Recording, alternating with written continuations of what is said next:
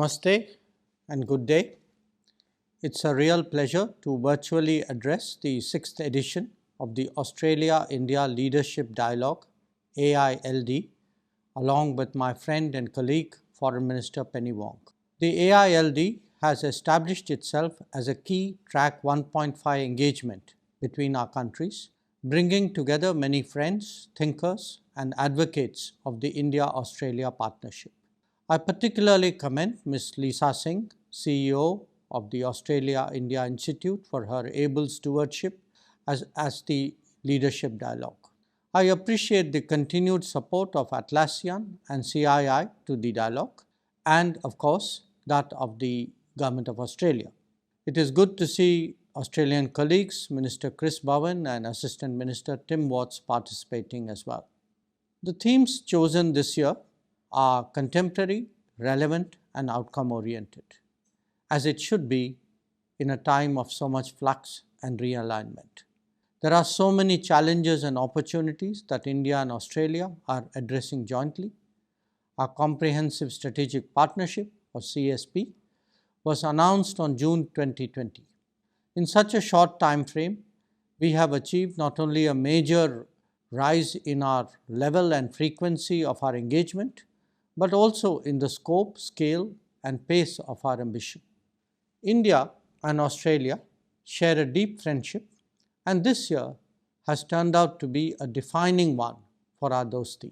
We have witnessed many firsts: the first annual Leaders Summit, 2 visits to India by Australia's Prime Minister, which is a first, an entry into force of our Economic Cooperation and Trade Agreement, ECTA, record high bilateral trade, the establishment of a Little India in Sydney, new consulates general in Bengaluru and Brisbane, more flight connections, Australian university campuses in India, recognition of educational qualifications, mobility agreements, and dare I say, 7 meetings between our foreign ministers in 2023.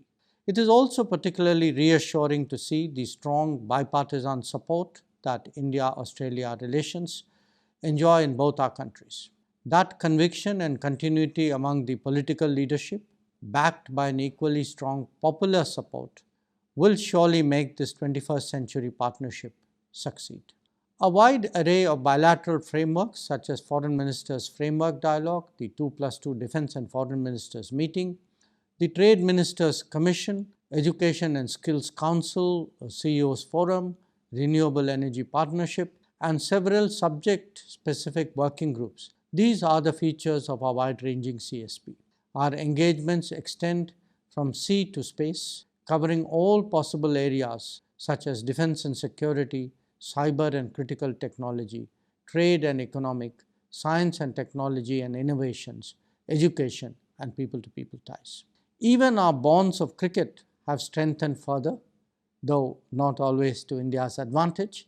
It was fantastic to see so many Australian women cricketers take part, some even captain teams in the first ever hugely successful women's IPL this year. Another driving force of our relationship is the convergence in our understanding of and approach to the geostrategic environment, particularly in our common Indo-Pacific region. AILD has quite aptly used the phrase "bridges of bharosa" as one of its themes. In this complicated world, it is the bharosa or trust between like-minded partners such as India and Australia, along with others, that is helping us in our efforts to secure a free, open, peaceful and prosperous Indo-Pacific region along with a rules-based international order. As strong democracies and dynamic economies of the Indo-Pacific, we can make a difference through our cooperation on a practical, progressive and sustainable agenda. Together, that makes us a force for global good. The theme, Skill for Success, is also apt, as India's skilled workforce can contribute to Australia's needs and shortages. Simply put, the many complementarities between us make a compelling case for so much more that the two of us can do together.